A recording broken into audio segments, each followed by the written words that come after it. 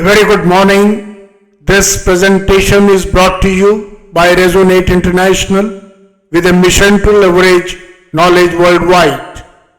The topic being covered is Planet Earth, humanity's most enduring source of security.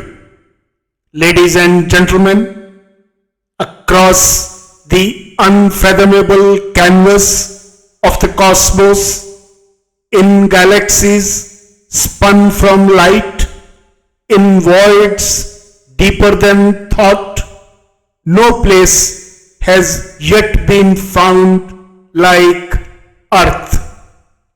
Billions of dollars, decades of science, and boundless human curiosity have searched for another similarity. None has emerged. As science can suggest presently, no distant planet breathes, nourishes, or heals. No celestial body offers rivers, forests, or the quiet rhythm of dawn. Earth is not merely a place to live. It is life itself, having a special relationship with blissful sun in the cosmic master creation. Earth is a womb of existence. Before nations drew borders, before religions shaped beliefs, before even the wheel was turned, there existed one singular constant, Earth, cradling humanity across time, climate, conflict, and change. This planet has remained the only enduring source of security humans have ever truly known. The security Earth offers cannot be replicated in bunkers or budgets. It is found in the predictable pulse of seasons, in the filtering canopy of trees, in the magnetic shield silently deflecting solar storms. This planet is an engineer of balance, providing oxygen in every breath, calcium in every bone, and food shaped to human digestion. It does not invoice for its generosity. It gives unasked. In an age where threats are measured in megatons, viruses, and AI algorithms, it is easy to forget that the very foundation of all security, existential, emotional, and environmental, comes from planet Earth. Science reminds that Earth is not merely a backdrop to life, but a living system, self-regulating, self-healing, and intricately balanced. Ancient Indian knowledge revealed Earth not merely as mother, but as divinity. In the Bhumi Sukta of the Atharva Veda, Earth is praised as the one whose heart holds the oceans, whose breath nourishes the winds, and whose limbs form the mountains. The Devi Bhagavata Purana speaks of her as Bhudevi, consort of Lord Vishnu, sustaining balance and karma through patience and unconditional care. Earth was worshipped not out of ritual, but out of profound recognition that Her form and the human form are inseparable. This eternal bond is reflected in the doctrine of the Panch Mahabhutas, the five great elements: earth, water, fire, air, and ether.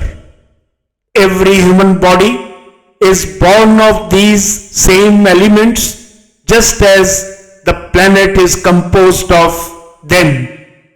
The soil that cradles seed also forms the bones. The water that flows through rivers also runs through veins. The air in forests is no different from breath. Thus, to violate earth is to violate the self.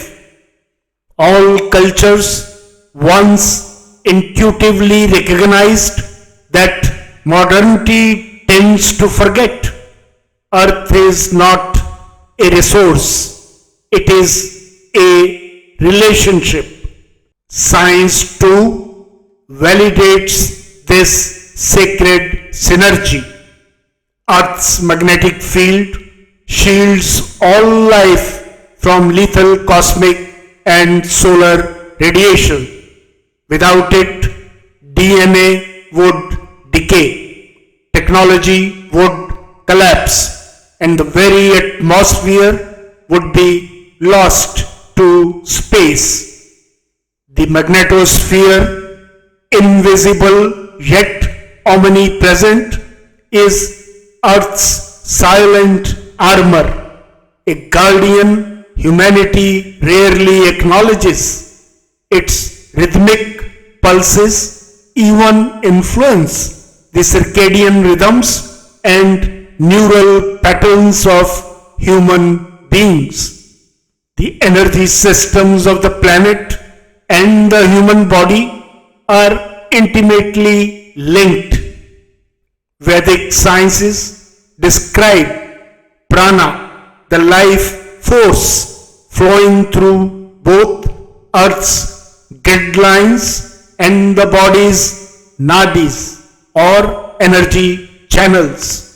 Practices like Surya Namaskar or walking barefoot on natural ground help synchronize human energy with the planet's natural frequencies, reducing inflammation, improving mood, and deepening vitality.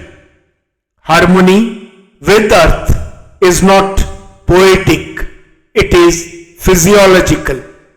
Yet today, much of humanity treats the very source of life as disposable. Deforestation claims forests faster than they can regenerate. Oceans choke on plastic. Soil loses fertility through overuse. And still, the planet continues to give rain to the fields, gravity to the feet, night to the weary. Like a mother shielding a reckless child, Earth has not withheld its gifts, though deeply troubled. What's the way forward? The payback Earth seeks is not monetary, it is behavioral. It calls for reverence over exploitation, stewardship over dominance. Security policies must redefine their perimeters, not just against enemies, but in favor of ecosystems. Every city that integrates green infrastructure, every company that aligns profit with planetary good, every individual who reduces their footprint becomes a silent guardian of our common sanctuary. Schools must teach not only earth sciences but earth empathy. Governments must view ecological collapse not as a future risk but as a current emergency. This is not about sacrifice but remembrance that the body is Earth's borrowed dust and the breath is its echo. In caring for her, life expands, not diminishes. In conclusion, ladies and gentlemen, planet Earth has never demanded loyalty, only respect. It is the mother who asked for nothing but gave everything. And if security is defined as the assurance of continuity, of life, peace and possibility, then the most secure act humanity can perform is to protect the very planet that protects it.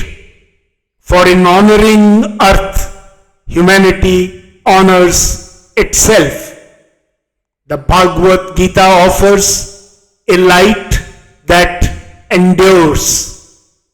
He who sees the supreme dwelling equally in all beings, the imperishable within the perishable, he truly sees. To see Earth as sacred, not separate, but self, is to truly see. It is time not just to live on Earth, but to live for it. In that lies humanity's most enduring legacy and perhaps its only true security. Good luck, best wishes, and God bless.